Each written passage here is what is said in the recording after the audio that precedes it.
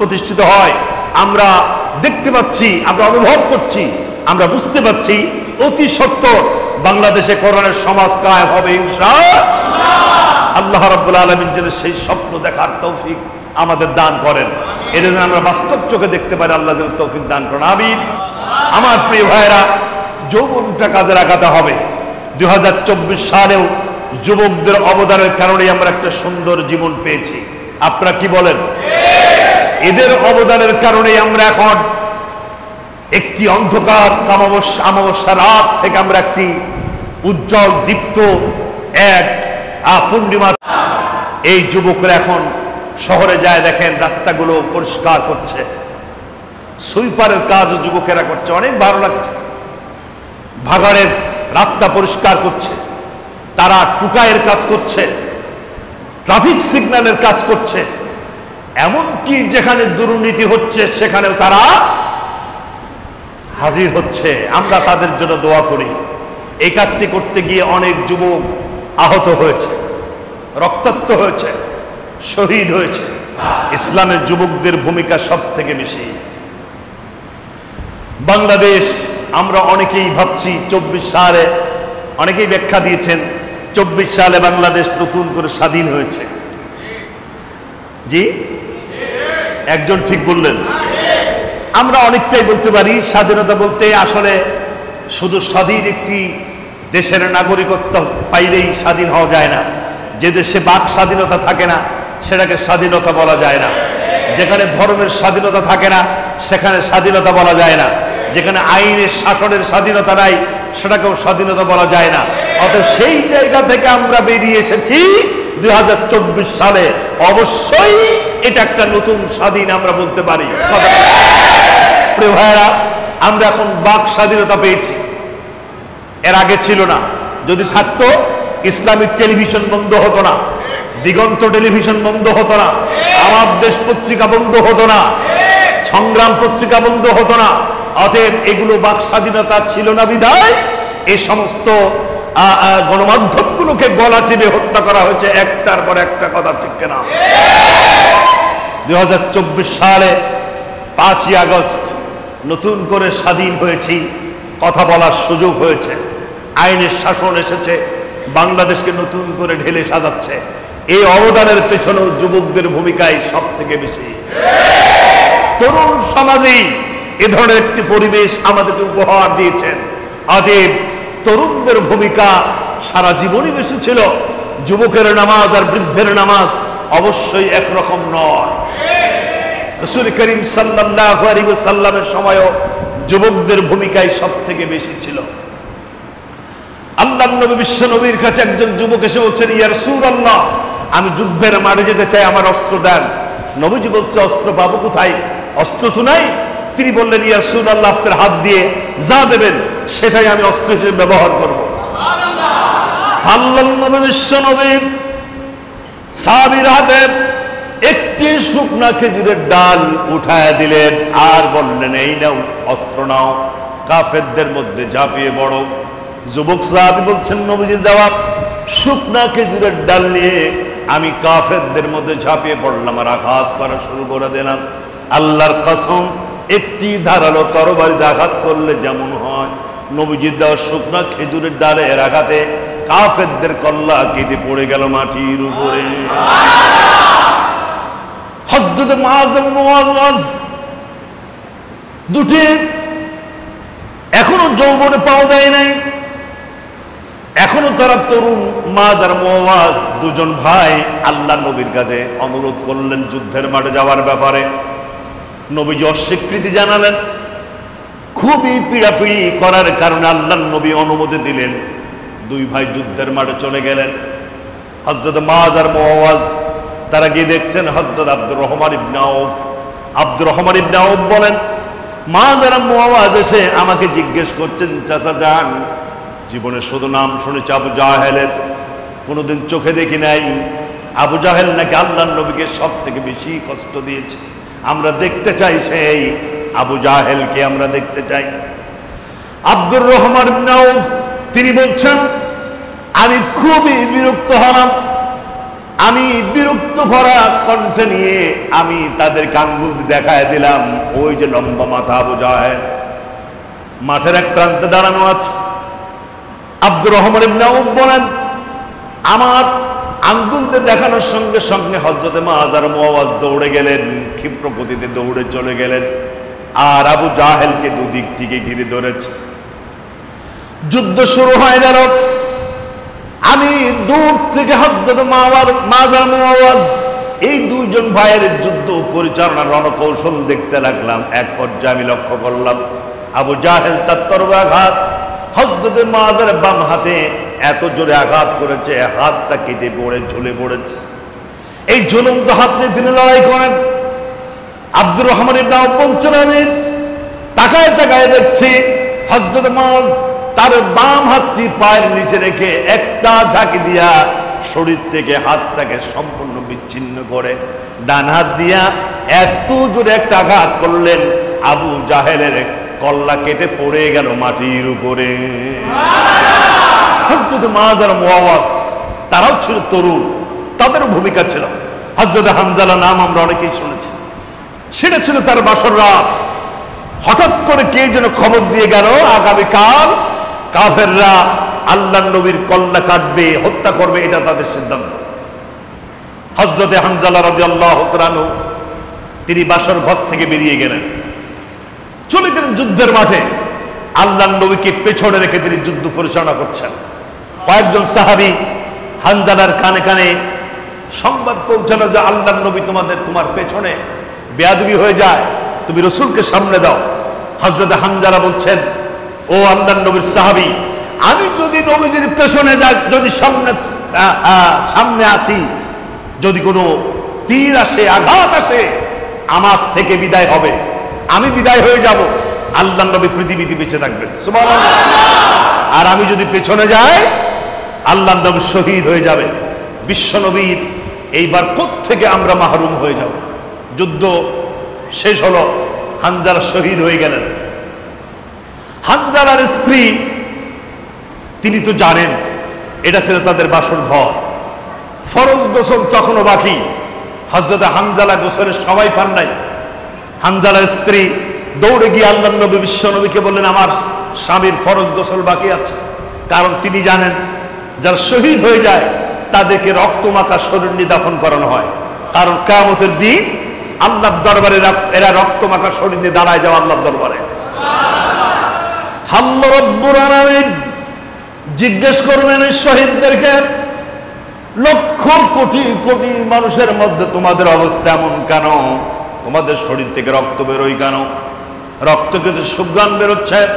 আল্লাহ রাব্বুল আলামিন জিজ্ঞেস করবেন তোমাদের অবস্থা এমন কেন? তারা তখন বলবেন, রব্বুল আলামিন, এই কাফেররা আমরা ইসলামের পথে থাকার কারণে, দ্বীন কায়েমের আন্দোলন করার কারণে কাফেররা আমাদের মেরেছে, ডেগারে আঘাত, তারপরে ছুরির আঘাত, রাইফেলের বুলেটের আঘাত, এই আঘাত দিয়ে আমাদেরকে শেষ করে দিয়েছে।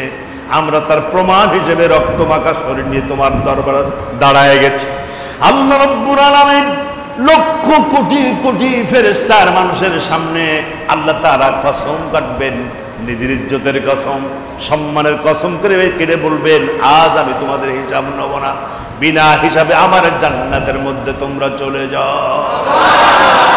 হানজালার স্ত্রী জানেন যারা নাকি শহীদ হয়ে যায় তাদেরকে বিনা গোসলে দাফন করানো হয়, অতএব তার স্বামীকে গোসল বাদেই তো দাফন করা হবে। স্বামীর তো ফরজ গোসল বাকি আছে। তাই তিনি দৌড়ে গিয়ে আল্লাহর নবীকে বললেন, ইয়া রাসূলুল্লাহ, আমার স্বামীর ফরজ গোসল বাকি আছে, গোসলের ব্যবস্থা করুন। বিশ্ব নবী সাহাবীদের জানিয়ে দিলেন, তোমরা হানজালার লাশ খুঁজে বের করো, কারণ ৭০ জন সাহাবী শহীদ হয়ে গেছেন, তাদের মধ্যে হানজালার লাশটাকে খুঁজে বের করো, গোসলের ব্যবস্থা করে দাও। সাহাবী একরাম অনেক খোঁজাখুঁজি করলেন, বহু খোঁজাখুঁজি করার পরেও হানজালার লাশ খুঁজে না পেয়ে আল্লাহর নবীর কাছে এসে বললেন, ইয়া রাসূলুল্লাহ, হানজালার লাশ কোথাও খুঁজে পাওয়া গেল না। সঙ্গে সঙ্গে আয়াত নাজিল হয়ে গেল, ফেরেশতা নাজিল হয়ে গেল, জিবরাইল এসে গেলেন, আল্লাহর নবীকে বলছেন, ইয়া রাসূলুল্লাহ, হানজালার শাহাদাত আল্লাহ এত বেশি খুশি হয়ে গেছেন, পৃথিবীর সাধারণ পানি দিয়া হানজালার গোসল হোক, আল্লাহ এটা পছন্দ করেন নাই। তাই তো আল্লাহ রাব্বুল আলামিন ফেরেশতার মাধ্যমে হাউজে কাউসারে পানি দিয়ে তার গোসলের ব্যবস্থা করেছেন। আমার প্রিয় ভাইরা, যুগে যুগে ইসলাম কায়েমের জন্য, ইসলামকে প্রতিষ্ঠিত করার জন্য রক্ত গেছে। আর যেখানে রক্ত ঝরেছে সেখানে এই রক্ত কথা বলেছে। সেখানে ইসলাম প্রতিষ্ঠিত হয়েছে, সেখানেই সেই রক্তের পক্ষের মানুষগুলো বিজয় হয়েছে। অতএব আল্লাহ রাব্বুল আলামিনের রাস্তায় যারা মারা যায়, লা তাকুলু লিমান ইউকতালু ফি সাবিলিল্লাহ, যারা দিন কায়েমের আন্দোলনে মারা যায়, আল্লাহ বলেন তাদেরকে তোমরা সাধারণ মৃত্যু বলো না, অবশ্যই তারা জীবিত এবং তারা অবশ্যই জীবিত। সুবহানাল্লাহ বলেন। আরেকটি আয়াত আল্লাহ তাআলা বলেন তাদেরকে রিজিক দেওয়া হয়। আল্লাহ রাব্বুল আলামিন তাদেরকে কবরে রিজিক প্রদান করেন যারা শহীদ হয়ে যায়। আমার প্রিয় ভাইরা, যৌবনটা কাজে লাগাতে হবে। 2024 সালেও যুবকদের অবদানের কারণে আমরা একটা সুন্দর জীবন পেয়েছি। আপনারা কি বলেন? এদের অবদানের কারণে আমরা এখন একটি অন্ধকার অমাবস্যা রাত থেকে আমরা একটি উজ্জ্বল দীপ্ত এক পূর্ণিমা। আউযু বিল্লাহি মিনাশ শাইতানির রাজীম। বিসমিল্লাহির রাহমানির রাহিম। ইয়্যাকা না'বুদু ওয়া ইয়্যাকা নাস্তাঈন। সাদাকাল্লাহুল আযীম। ইন্নাল্লাহা ওয়া মালাইকাতাহু ইউসাল্লুনা আলান নবী ইয়া আইয়ুহাল্লাযীনা আমানু সাল্লু আলাইহি ওয়া সাল্লিমু তাসলিমা। আল্লাহুম্মা সাল্লি আলা সাইয়্যিদিনা মাওলানা মুহাম্মদ ওয়া আলা আলি সাইয়্যিদিনা মাওলানা। মুহাব্বতের সাথে পড়ি আল্লাহুম্মা সাল্লি আলা সাইয়্যিদিনা মাওলানা মুহাম্মদ ওয়া আলা আলি সাইয়্যিদিনা। ইয়া মিলে মুহাম্মদ মিলে यानी वो शै जिससे अल्लाह मिले। बलगल मौला बिकमालिही कशफत दुजा बिजमालिही असनद जमीअ खसालिही सल्लु अलैहि। जनाब साहिब सदर हजरत उलमा किराम, সুপ্রিয় মুসলিম কিরাম, পর্দার অন্তরালে অবস্থানরত মায়েরা, বোনেরা, মেয়েরা, সকলকে আমি সালাম এবং মুবারকবাদ জানাচ্ছি। আসসালামু আলাইকুম ওয়া রাহমাতুল্লাহি ওয়া বারাকাতুহু। মহান সুবহানাহু ওয়া তাআলার শাহী দরবারে শুকরিয়া আদায় করছি যে মহান জান্নাতসমূহ অতীব দয়া করে আমাদেরকে যথারীতি মসজিদে হাজির হওয়ার তৌফিক দান করেছেন। আমরা সে মহান আল্লাহ সুবহানাহু ওয়া তাআলার মুবারক দরবারে শুকরিয়া আদায় করছি। সবাই একযোগে জোরে সোরে পড়ছি আলহামদুলিল্লাহ। রব্বানা লাকাল হামদ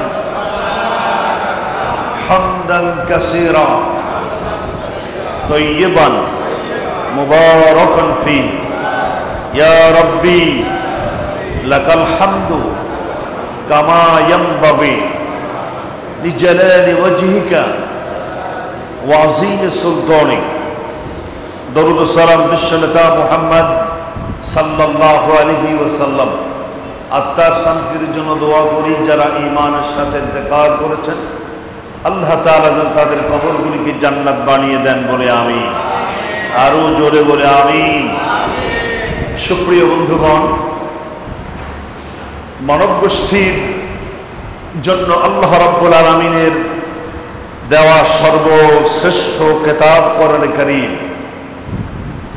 ওই তারিখ শহীদ হয়েছিল 5 আগস্টে।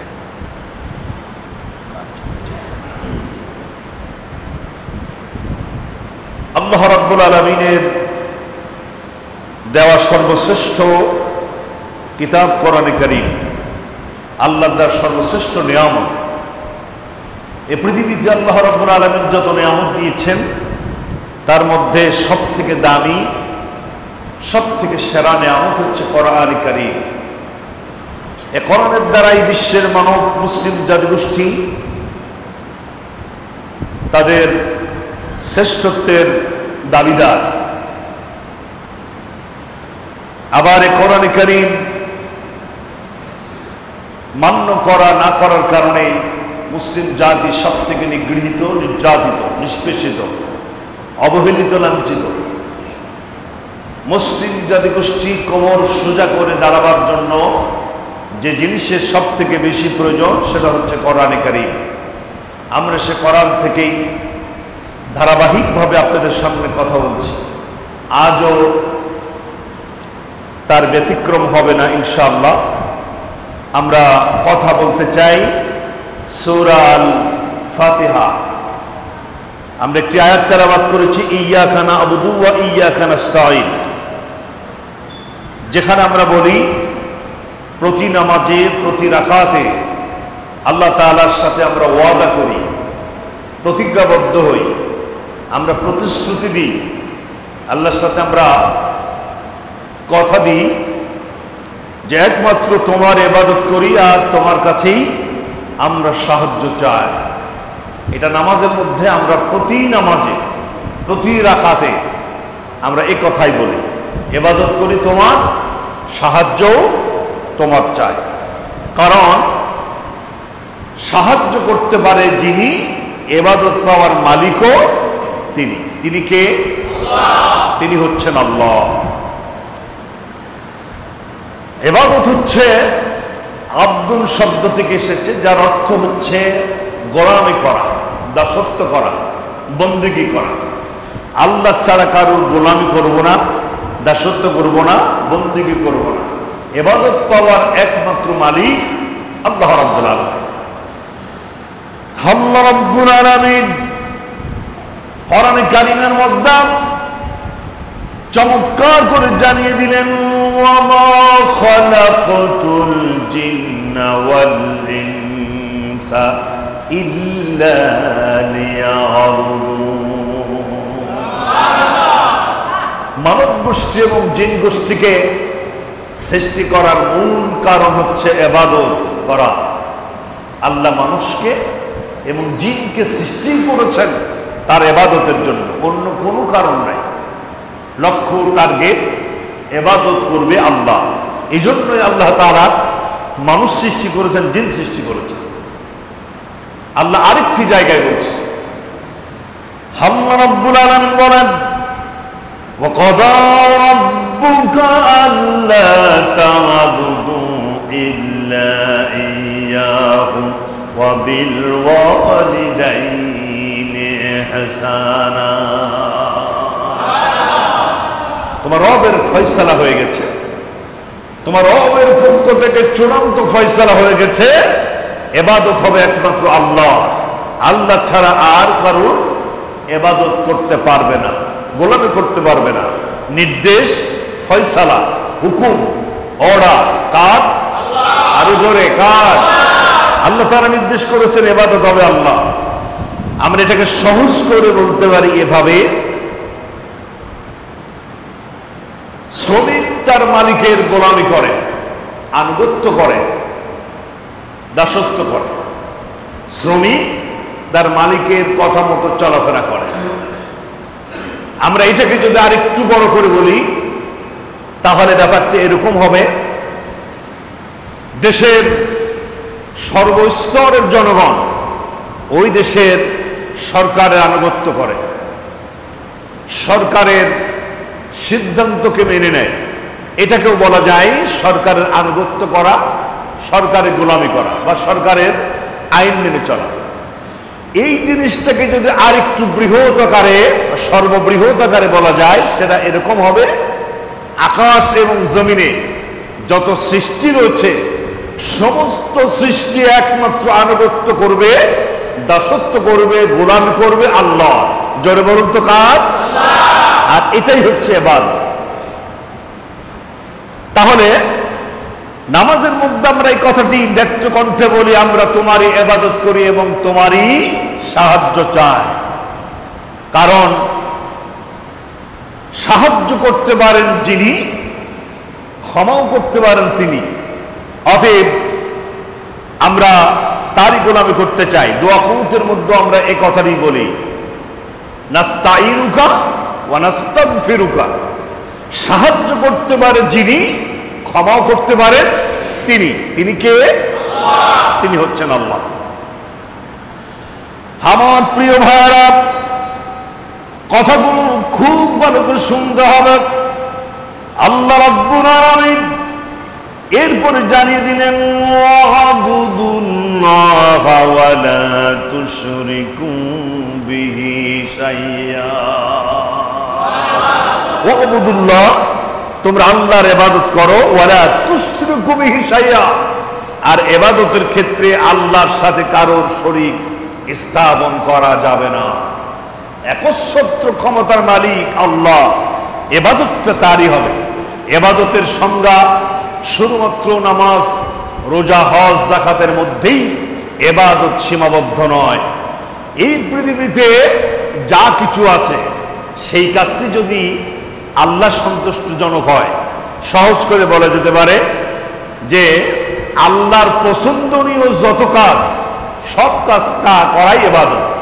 আল্লাহর পছন্দনীয় পৃথিবীতে যত কাজ আছে সব কাজই হচ্ছে ইবাদত। নামাজ এটা আল্লাহর পছন্দ কিনা? জি। রোজা রাখা এটা আল্লাহর পছন্দের। মাঠে কাজ করা, নামাজের পরেই কাজে বেরিয়ে যাওয়া, এটাও আল্লাহর পছন্দ। তার মানে কৃষি কাজ করা, ব্যবসা বাণিজ্য করা, নামাজ কালাম পড়া, আল্লাহর সিদ্ধান্ত মেনে নিয়ে চলা, সেক্রেটারিয়েট, আপনার সচিবালয়, আপনার মন্ত্রণালয়, আপনার সব কিছু আল্লাহ রাব্বুল আলামিনের নির্দেশ মোতাবেক পরিচালনা করাই হচ্ছে ইবাদত। আর এই ইবাদত হবে একমাত্র আল্লাহ রাব্বুল আলামিনের। কোরআনের আরেক জায়গায় আল্লাহ বলছে, আল্লাহ রাব্বুল আলামিন চমৎকার করে জানিয়ে দিলেন, ইনিল হুকমু ইল্লা লিল্লাহি আমারা আল্লা তা'বুদু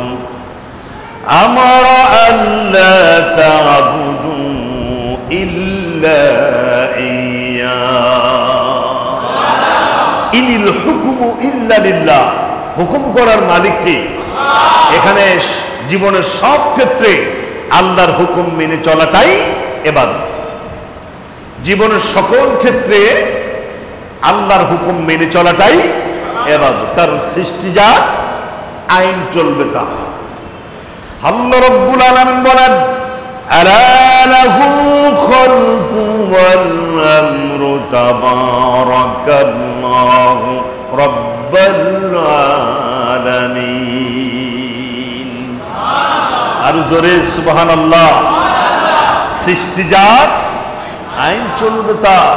সৃষ্টি কার? আইন চলবে কার? চলছে কার? মানুষের। চালাতে হবে কার? আল্লাহর আইন চালাতে হবে। সর্বোচ্চ চেষ্টা করতে হবে আল্লাহর জমিনে আল্লাহর আইন যেন প্রতিষ্ঠিত হয়, সেই চিন্তাটা প্রত্যেকেরই থাকতে হবে। না হলে কিয়ামতের দিন এই ব্যাপারে আপনি প্রশ্নবিদ্ধ হবেন।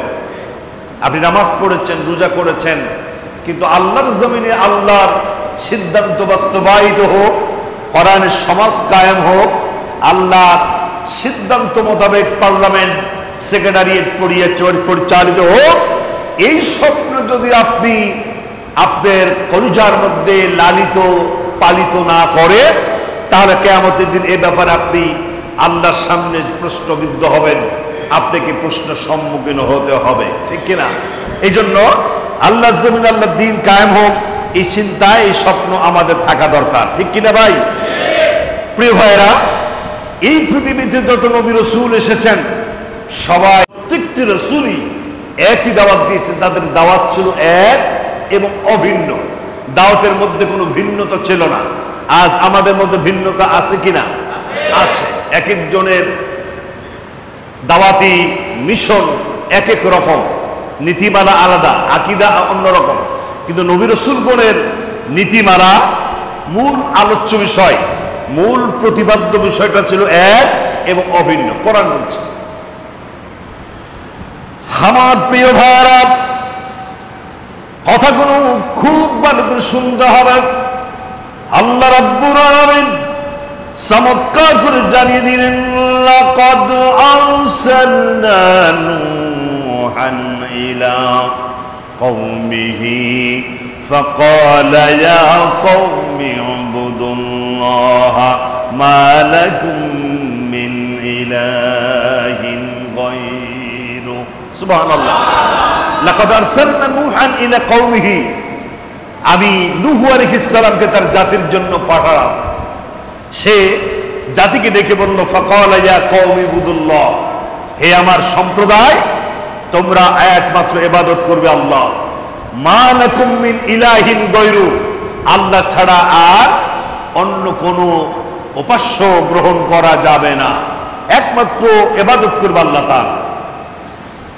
হযরত নূহ আলাইহিস সালাম দাওয়াত দিলেন, তিনি জাতিকে শোনালেন, সমস্ত জাতিকে একমাত্র আল্লাহ রাব্বুল আলামিনের ইবাদত করার জন্য তিনি সবাইকে আহ্বান করলেন।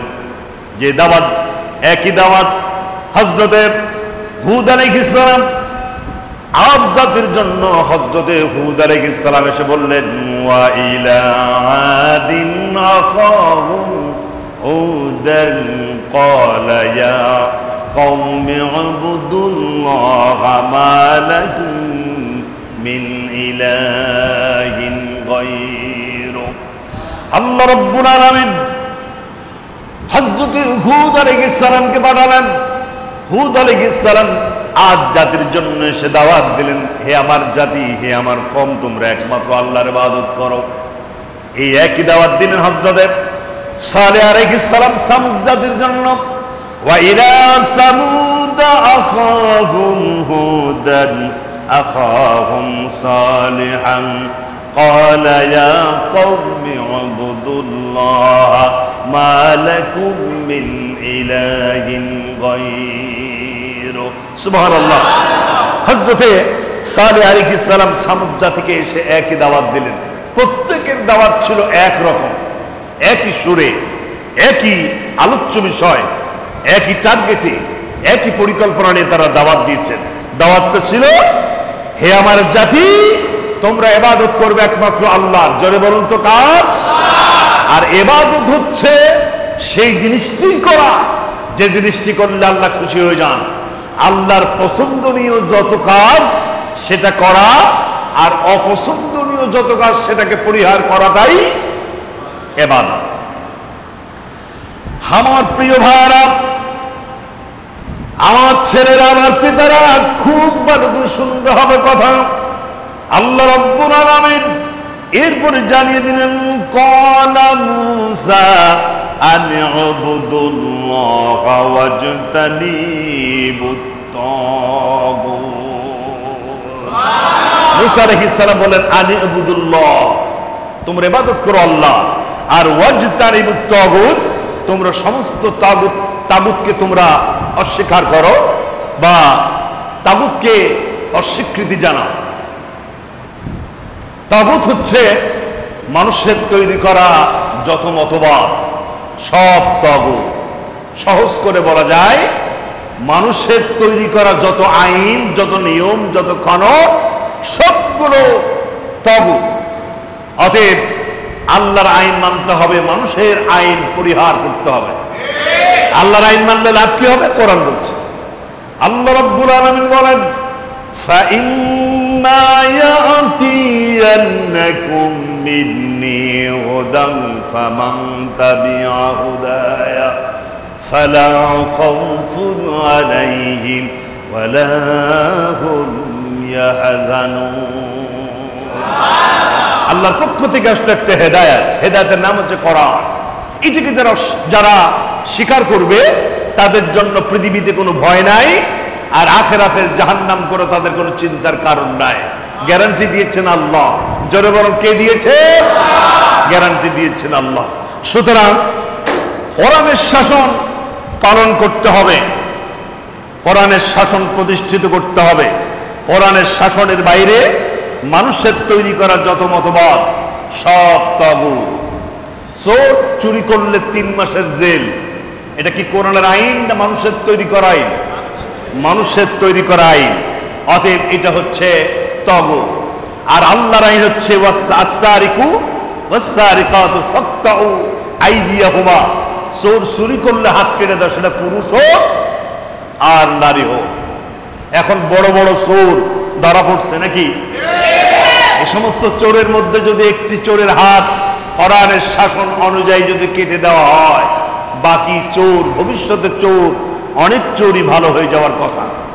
কারণ কোরআনের আইন হচ্ছে সার্বজনীন এবং সব থেকে সহজ। কোরআনের আইন যদি প্রতিষ্ঠিত হয়ে যায়, সমাজ পরিচালনার সহজ হয়ে যাবে। কোরআন আরো বলছে, চমৎকার করে আল্লাহ তাআলা বলছেন, আল্লাহ রাব্বুল আলামিন বলেন, ফালইয়াবুদু রাব্ব হাযাল বাইতিল্লাযী আত'আমাহুম মিন জু'ইন ওয়া আমানাহুম মিন খাউফ। ফালইয়াবুদু রাব্ব হাযাল বাইত। তোমরা যদি এই ঘরের মালিকের ইবাদত করো, এই ঘরের মালিকের নাম কি? আল্লাহ। পৃথিবীতে মসজিদ যত আছে সব মসজিদের মালিক হচ্ছেন আল্লাহ রাব্বুল আলামিন। এই ঘরের মালিক আল্লাহ। আল্লাহর ইবাদত যদি তোমরা করো তাহলে তোমরা দুটি লাভ করবে। এক হচ্ছে তোমাদের খোদার সময় খাবারের ব্যবস্থা করবেন আল্লাহ, আর ভয়ের সময় নিরাপত্তা দান করবেন আল্লাহ। কোরআন কারীমের সমাজ প্রতিষ্ঠিত হলে মানুষ অভাবমুক্ত হবে। আছে না কোরআনের মধ্যে? সূরা আরাফের মধ্যে আল্লাহ তাআলা বলে দিচ্ছেন, কোরআনের সমাজ যদি কায়েম হয়ে যায় তাহলে আকাশের দরজা খুলে যাবে, জমিনের বরকতের দরজা খুলে যাবে। অর্থাৎ কোরআনের শাসন যদি চালু হয়, বেকারত্ব দূর হবে, অভাব অনটন দূর হবে, ফকির মিসকিন দূর হয়ে যাবে, মানুষ না খেয়ে মরবে না। এই গ্যারান্টিটা কোরআন দিচ্ছে। আর একটা কি? ভয়ের সময় নিরাপত্তা। চোর থাকবে না, ডাকাত থাকবে না, সন্ত্রাস থাকবে না, চাঁদাবাজি হবে না, লুটতরাজ হবে না। একটি সুন্দর সমাজের গ্যারান্টি দেবে ইসলাম। সুবহানাল্লাহ বলা যাবে না? সুতরাং এরকম একটি সমাজ আমরা চাই কিনা ভাই? আমরা এরকম একটা সমাজ চাই। কোরআন কারীমের মধ্যে আল্লাহ আরেকটি জায়গায় বলছেন, আমার প্রিয় ভাইরা, আমার প্রিয় বন্ধুগণ, চমৎকার করে আল্লাহ রাব্বুল আলামিন জানিয়ে দিলেন, ওয়ালাকাদ বাআসনা ফি কুল্লি উম্মাতির রাসূলা আন ইউবুদুল্লাহা ওয়াজতানিবুত তাগুত। মুসা আলাইহিস সালাম যেমন জাতিকে বললেন তোমরা ইবাদত করো আল্লাহ আর সমস্ত তাগুতকে স্বীকার করো, তেমনি করে ওয়ালাকাদ বাআসনা ফি কুল্লি উম্মাতির রাসূল, এ পৃথিবীতে যত উম্মত, যত গোষ্ঠী, যত সম্প্রদায়, যত কওম এ পৃথিবীতে এসেছে, প্রত্যেকটা কওমের জন্য আল্লাহ রাব্বুল আলামিন আলাদা আলাদা নবী এবং রাসূল পাঠিয়েছেন এবং প্রত্যেকটি নবী রাসূলই একই দাওয়াত দিয়েছেন। তাদের দাওয়াত ছিল এক এবং অভিন্ন। তবে একটি কথা মাথা রাখবেন, যে জাতির কাছে কোরআনের দাওয়াত পৌঁছায় নাই বা কোনো নবী রাসূলগণ আসে নাই, সেই জাতি কিয়ামতের দিন পাকড়াও হবে না। এই পৃথিবীতে যদি এমন কোন সম্প্রদায় থেকে থাকে যে সম্প্রদায় ইসলামের দাওয়াত শোনে নাই, কোরআনের দাওয়াত শোনে নাই, নবী রাসূলগণের দাওয়াত শোনে নাই, এরকম কোন জাতি যদি পৃথিবীর কোনো অঞ্চলে এখনো অবশিষ্ট থাকে, আর কিয়ামত পর্যন্ত যদি এরকম কোন জাতি থেকেই থাকে, তাহলে সে জাতির কাছে যদি কোরআনের দাওয়াত না পৌঁছায়, আল্লাহ রাব্বুল আলামিন তাদেরকে পাকড়াও করবেন। এ ব্যাপারে কোরআনে দলিল আছে। সুতরাং এখন যদি সেটা টেকনোলজির যুগ হওয়ার কারণে এখন যদি এরকম জাতি নাও পাওয়া যায়, পৃথিবীর শুরু থেকে এ পর্যন্ত যখন টেকনোলজির যুগ ছিল না, আধুনিকতার ছোঁয়া লাগে নাই, এমন সময় এর আগে বহু অতিবাহিত হয়েছে। আর সে সময় টেকনোলজির যুগ, টেকনোলজি না থাকার কারণে অনেক জাতি ইসলামের দাওয়াত থেকে বঞ্চিত থাকতেই পারে। কি বলেন আপনারা? যাদের কাছে কোরআনের দাওয়াত পৌঁছায় নাই, রসুলের দাওয়াত পৌঁছায় নাই, বা নবী রসুলগণ যায় নাই, আসমানি কোনো গ্রন্থের দাওয়াত পৌঁছায় নাই, এরকম কোন জাতি যদি বিগত ইতিহাসে থেকে থাকে তাহলে তারা মাপ পেয়ে যাবে। কিন্তু জাতির কাছে যদি কোরআনের দাওয়াত পৌঁছায়, তারা যদি শোনে, তাহলে তাদেরকে অবশ্যই কিয়ামতের দিন প্রশ্নের সম্মুখীন হতে হবে। আমরা কি কোরআনের দাওয়াত, কোরআনের মিশন আমরা কি শুনতে পেরেছি? কি বলেন আপনারা? আমরা সবাই কি কোরআনের দাওয়াত শুনেছি? তাহলে অবশ্যই আমাদেরকে আল্লাহর সামনে দাঁড়াতে হবে এবং 5টি প্রশ্নের জবাব না দেওয়া পর্যন্ত আমাদেরকে সামনে এগুতে দেওয়া হবে না। সবাইকে প্রশ্নের সম্মুখীন হতে হবে। আমার ভাইরা, আল্লাহ রাব্বুল আলামিন আরেকটা আয়াতে কোরআনে কারীমের মধ্যে চমৎকার করে জানিয়ে দিচ্ছে। আমার প্রিয় ভাইরা, কথাগুলো কান মন দিয়ে শোনা দরকার। আল্লাহ রাব্বুল আলামিন চমৎকার করে জানিয়ে দিলেন, ইয়া আইয়ুহান নাসু উবুদু রাব্বাকুমুল্লাযী খালাকাকুম ওয়াল্লাযীনা মিন ক্বাবলিকুম লাআল্লাকুম তাত্তাকুন। ইয়া আইয়ুহান নাস, হে মানব মণ্ডলী, ও উবুদু রাব্বাকুমুল্লাযী খালাকাকুম, তোমরা ইবাদত করো সে আল্লাহ যিনি তোমাকে সৃষ্টি করেছেন। কে আমাকে সৃষ্টি করেছেন? আল্লাহর নাম মানুষের বলতে হবে, আমাদের সৃষ্টি করেছেন কে? আমার দাদা, আমার দাদার বাবা, আমার পূর্বপুরুষ সবাইকে সৃষ্টি করেছেন আল্লাহ। অতএব সৃষ্টি যার, আইন চলবে তার, ইবাদত হবে তার। আর ইবাদতটা হতে হবে যৌবন বয়সে। ওয়াশাবুন নাশা ফি ইবাদাতিল্লাহি তাআলা। আরশে আজিমের নিচে 7 প্রকার মানুষেরা আরশে আজিমের নিচে ছায়া পাবেন যেদিন লা জিল্লা ইল্লা জিল্লুহু, যেদিন আল্লাহর ছায়া ছাড়া আর কারোর ছায়া থাকবে না। সেদিন 7 প্রকার মানুষ আরশে আজিমের নিচে ছায়া পাবেন। তার মধ্যে 1 প্রকার হচ্ছে যুবক। ওই যুবক যে তার যৌবনটা ইসলামের জন্য কাটিয়ে দিল। সুবহানাল্লাহ বলেন। দেখেন, ইসলামের সব থেকে অবদান, যুবকদের সব থেকে বড় অবদান ছিল। হযরত আবু বকর সিদ্দিক রাদিয়াল্লাহু তাআলা যখন ইসলাম কবুল করেন তখন তার বয়স ছিল মাত্র 34 বছর। সুবহানাল্লাহ বলেন। 34 বছরে দাড়ি টাড়ি পাকিয়ে দাঁত টাত সব পড়ে যায় নাকি? দেখেন তো 34 বছরে এরকম হয়েছে নাকি? বরং 34 বছর হচ্ছে যৌবনের একেবারে টাইটুম্বর, যৌবনের একেবারে টাইটুম্বর, কানায় কানায় ভর্তি। হযরত আবু বকর সিদ্দিক রাদিয়াল্লাহু তাআলা ইসলাম যখন কবুল করেন তখন তিনি ছিলেন 34 বছরের এক যুবক।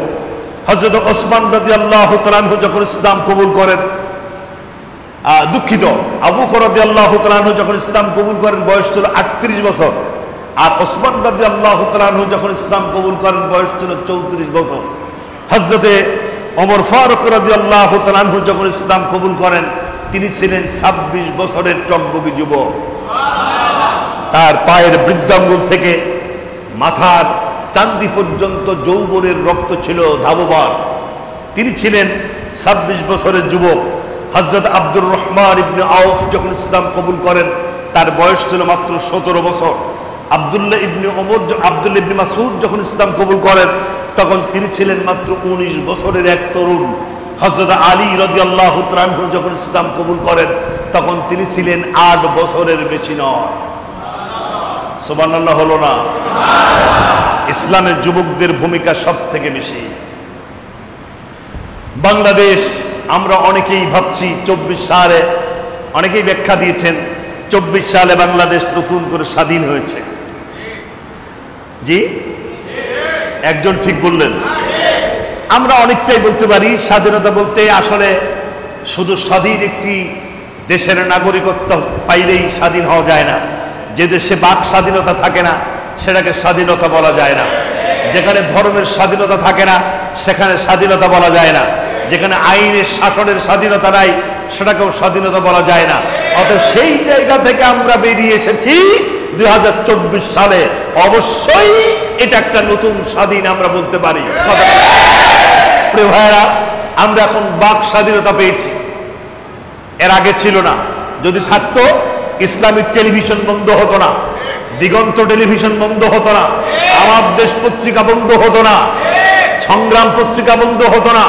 অতএব এগুলো বাক স্বাধীনতা ছিল না বিধায় এই সমস্ত গণমাধ্যমগুলোকে গলা টিপে হত্যা করা হয়েছে একটার পর একটা। কথা ঠিক কিনা?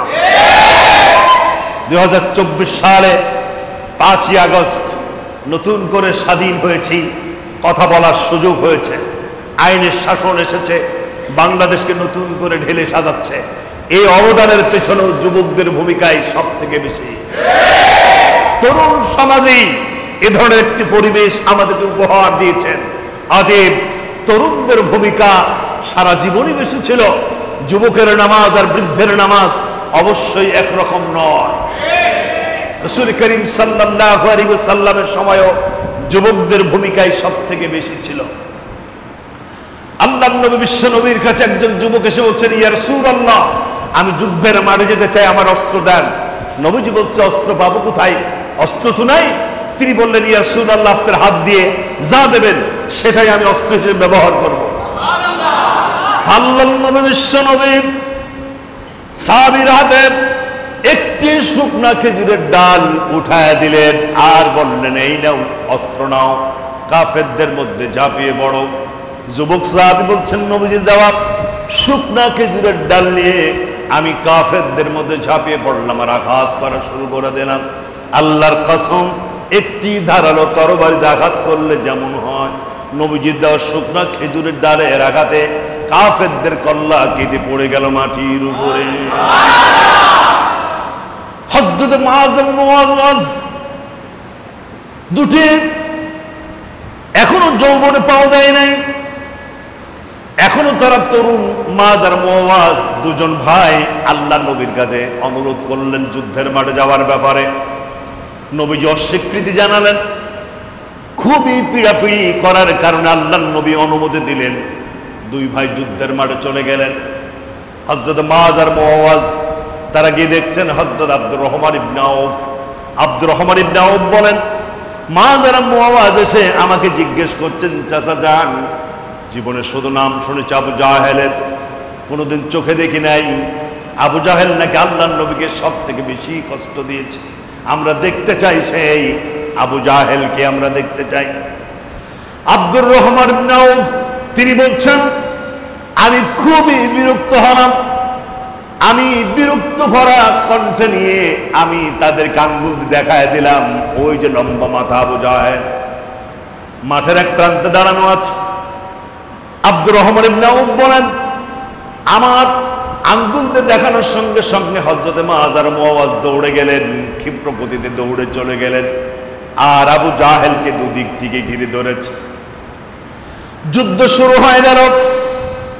আমি দূর থেকে হযরত মুআয আর মুআওয়াজ এই দুইজন ভাইয়ের যুদ্ধ পরিচালনার রণকৌশল দেখতে লাগলাম। এক পর্যায়ে আমি লক্ষ্য করলাম আবু জাহেল তার তরবারি আঘাত হযরত মুআযের বাম হাতে এত জোরে আঘাত করেছে, হাতটা কেটে পড়ে ঝুলে পড়েছে। এই ঝুলন্ত হাত নিয়ে তিনি লড়াই করেন। আব্দুর রহমান ইবনে আউফ বলছেন, আমি তাকায় তাকায় দেখছি হযরত মুআয তার বাম হাতটি পায়ের নিচে রেখে একটা ঝাঁকি দিয়া শরীর থেকে হাতটাকে সম্পূর্ণ বিচ্ছিন্ন করে ডান হাত দিয়া এত জোরে একটা আঘাত করলেন, আবু জাহেলের কল্লা কেটে পড়ে গেল মাটির উপরে। হযরত মুআয আর মুআওয়াজ তারাও ছিল তরুণ, তাদের ভূমিকা ছিল। হযরত হামজালা নাম আমরা অনেকেই শুনেছি, সেটা ছিল তার বাসর রাত। হঠাৎ করে কে যেন খবর দিয়ে গেল আগামীকাল কাফেররা আল্লাহর নবীর কল্লা কাটবে, হত্যা করবে, এটা তাদের সিদ্ধান্ত। হযরত হামজালা রাদিয়াল্লাহু তাআলা আনহু তিনি বাসর ঘর থেকে বেরিয়ে গেলেন, চলে গেলেন যুদ্ধের মাঠে। আল্লাহর নবীকে পেছনে রেখে তিনি যুদ্ধ পরিচালনা করছেন। কয়েকজন সাহাবী হানজালার কানে কানে সংবাদ পৌঁছালো যে আল্লাহর নবী তোমার পেছনে বেয়াদবি হয়ে যায়, তুমি রসুলকে সামনে দাও। হযরত হানজালা বলছেন, ও আল্লাহর নবীর সাহাবী, আমি যদি নবীজির পেছনে যাই, যদি সামনে আছি, যদি কোনো তীর আসে, আঘাত আসে, আমার থেকে বিদায় হবে, আমি বিদায় হয়ে যাব, আল্লাহর নবী পৃথিবীতে বেঁচে থাকবেন, সুবহানাল্লাহ। আর আমি যদি পেছনে যাই, আল্লাহর নবী শহীদ হয়ে যাবে। বিশ্ব নবীর এইবার কোত্থেকে আমরা মাহরুম হয়ে যাব। যুদ্ধ শেষ হলো, হানজালা শহীদ হয়ে গেলেন। হানজালার স্ত্রী, তিনি তো জানেন এটা ছিল তাদের বাসর ঘর, ফরজ গোসল তখনও বাকি। হযরত হানজালা গোসলের সময় পান নাই। হানজালার স্ত্রী দৌড়ে গিয়ে আল্লাহর নবী বিশ্ব নবীকে বললেন, আমার স্বামীর ফরজ গোসল বাকি আছে। কারণ তিনি জানেন যারা শহীদ হয়ে যায় তাদেরকে রক্তমাখা শরীর নিয়ে দাফন করানো হয়। কারণ কিয়ামতের দিন আল্লাহর দরবারে এরা রক্তমাখা শরীর নিয়ে দাঁড়ায় যাও আল্লাহর দরবারে। আল্লাহ রাব্বুল আলামিন জিজ্ঞেস করবেন শহীদদেরকে, লক্ষ কোটি কোটি মানুষের মধ্যে তোমাদের অবস্থা এমন কেন? তোমাদের শরীর থেকে রক্ত বেরোয় কেন? রক্ত কিন্তু সুঘ্রাণ বেরোচ্ছে। আল্লাহ রাব্বুল আলামিন জিজ্ঞেস করবেন তোমাদের অবস্থা এমন কেন? তারা তখন বলবেন, রব্বুল আলামিন, এই কাফেররা আমরা ইসলামের পথে থাকার কারণে, দ্বীন কায়েমের আন্দোলন করার কারণে কাফেররা আমাদের মেরেছে, ডেগারে আঘাত, তারপরে ছুরির আঘাত, রাইফেলের বুলেটের আঘাত, এই আঘাত দিয়ে আমাদেরকে শেষ করে দিয়েছে। আমরা তার প্রমাণ হিসেবে রক্তমাখা শরীর নিয়ে তোমার দরবারে দাঁড়ায় গেছি। আল্লাহ রাব্বুল আলামিন লক্ষ কোটি কোটি ফেরেশতার মানুষের সামনে আল্লাহ তাআলা কসম কাটবেন, নিজের ইজ্জতের কসম, সম্মানের কসম করে কেটে বলবেন, আজ আমি তোমাদের হিসাব নেব না, বিনা হিসাবে আমার জান্নাতের মধ্যে তোমরা চলে যাও। হানজালার স্ত্রী জানেন, যারা নাকি শহীদ হয়ে যায় তাদেরকে বিনা গোসলে দাফন করানো হয়, অতএব তার স্বামীকে গোসল বাদেই তো দাফন করা হবে। স্বামীর তো ফরজ গোসল বাকি আছে। তাই তিনি দৌড়ে গিয়ে আল্লাহর নবীকে বললেন, ইয়া রাসূলুল্লাহ, আমার স্বামীর ফরজ গোসল বাকি আছে, গোসলের ব্যবস্থা করুন। বিশ্ব নবী সাহাবীদের জানিয়ে দিলেন, তোমরা হানজালার লাশ খুঁজে বের করো, কারণ ৭০ জন সাহাবী শহীদ হয়ে গেছেন, তাদের মধ্যে হানজালার লাশটাকে খুঁজে বের করো, গোসলের ব্যবস্থা করে দাও। সাহাবী একরাম অনেক খোঁজাখুঁজি করলেন, বহু খোঁজাখুঁজি করার পরেও হানজালার লাশ খুঁজে না পেয়ে আল্লাহর নবীর কাছে এসে বললেন, ইয়া রাসূলুল্লাহ, হানজালার লাশ কোথাও খুঁজে পাওয়া গেল না। সঙ্গে সঙ্গে আয়াত নাজিল হয়ে গেল, ফেরেশতা নাজিল হয়ে গেল, জিবরাইল এসে গেলেন। আল্লাহর নবীকে বলছেন, ইয়া রাসূলুল্লাহ, হানজালার শাহাদাত আল্লাহ এত বেশি খুশি হয়ে গেছেন, পৃথিবীর সাধারণ পানি দিয়া হানজালার গোসল হোক, আল্লাহ এটা পছন্দ করেন নাই। তাই তো আল্লাহ রাব্বুল আলামিন ফেরেশতার মাধ্যমে হাউজে কাউসারে পানি দিয়ে তার গোসলের ব্যবস্থা করেছেন। আমার প্রিয় ভাইয়েরা, যুগে যুগে ইসলাম কায়েমের জন্য, ইসলামকে প্রতিষ্ঠিত করার জন্য রক্ত গেছে। আর যেখানে রক্ত ঝরেছে সেখানে এই রক্ত কথা বলেছে, সেখানে ইসলাম প্রতিষ্ঠিত হয়েছে, সেখানেই সেই রক্তের পক্ষের মানুষগুলো বিজয় হয়েছে। অতএব আল্লাহ রাব্বুল আলামিনের রাস্তায় যারা মারা যায়, লা তাকুলু লিমান ইউকতালু ফি সাবিলিল্লাহ, যারা দ্বীন কায়েমের আন্দোলনে মারা যায়, আল্লাহ বলেন তাদেরকে তোমরা সাধারণ মৃত্যু বলো না, অবশ্যই তারা জীবিত, এবং তারা অবশ্যই জীবিত। সুবহানাল্লাহ বলেন। আরেকটি আয়াত আল্লাহ তাআলা বলেন তাদেরকে রিজিক দেওয়া হয়। আল্লাহ রাব্বুল আলামিন তাদেরকে কবরে রিজিক প্রদান করেন যারা শহীদ হয়ে যায়। আমার প্রিয় ভাইরা, যৌবনটা কাজে লাগাতে হবে। 2024 সালেও যুবকদের অবদানের কারণে আমরা একটা সুন্দর জীবন পেয়েছি। আপনারা কি বলেন? এদের অবদানের কারণে আমরা এখন একটি অন্ধকার অমাবস্যা রাত থেকে আমরা একটি উজ্জ্বল দীপ্ত এক পূর্ণিমা। এই যুবকরা এখন শহরে যায়, দেখেন রাস্তাগুলো পরিষ্কার করছে, সুইপারের কাজ যুবকেরা করছে, অনেক ভালো লাগছে। ভাগাড়ের রাস্তা পরিষ্কার করছে, তারা টুকায়ের কাজ করছে, ট্রাফিক সিগন্যালের কাজ করছে, এমনকি যেখানে দুর্নীতি হচ্ছে সেখানেও তারা হাজির হচ্ছে। আমরা তাদের জন্য দোয়া করি। এই কাজটি করতে গিয়ে অনেক যুবক আহত হয়েছে, রক্তাক্ত হয়েছে, শহীদ হয়েছে, জীবন দিয়েছে, পঙ্গুত্ব বরণ করেছে। কুষ্টিয়া সদর হসপিটাল থেকে শুরু করে বাংলাদেশের প্রত্যেকটি জেলায় প্রতিটা হসপিটালেই আজ তারা মৃত্যুর মুখোমুখি দাঁড়িয়েছে। অনেক গরিব মানুষের ছেলেরা চিকিৎসা তারা দিতে পারছে না, বিভিন্ন মানুষের সাহায্য সহযোগিতায় তাদের চিকিৎসা পদ্ধতি চলছে। এই 5ই আগস্টে আমাদের এই মসজিদের প্রতিষ্ঠাতার ছেলে খালিদ সাইফুল্লাহ তারিক, হ্যাঁ জি, 71-এর 5ই আগস্ট তিনিও শহীদ হয়েছেন। তার কবর 8 কবরে আছে। আমি 8 কবরে গিয়েছিলাম, দেখেছি, তার নামটাও আমার মনে পড়ে। আমরা সেই পরিবারের জন্য দোয়া করব, আল্লাহ যেন সেই তারিক ভাইকে জান্নাতের সর্বোচ্চ মাকাম দান করেন বলে আমিন। আমাদের ছেলেদের জন্য সারা বাংলাদেশে কালেকশন চলছে, অর্থের প্রয়োজন, সুচিকিৎসার জন্য টাকার দরকার, সব জায়গাতে কালেকশন চলছে। আজও অত্র মসজিদে আমাদের ছেলেদের চিকিৎসার জন্য আপনাদের কাছে মসজিদের কালেকশনের পরেই ওনাদের জন্য ছাত্র সমাজের জন্য কালেকশন হবে। আপনারা প্রাণ খুলে দান করবেন তো ইনশাআল্লাহ, সবাই দিবেন। আগে মসজিদের কালেকশন হয়ে যাবে, এরপরে আপনারা ছাত্রদের কালেকশনের জন্য আমাদের দায়িত্বশীল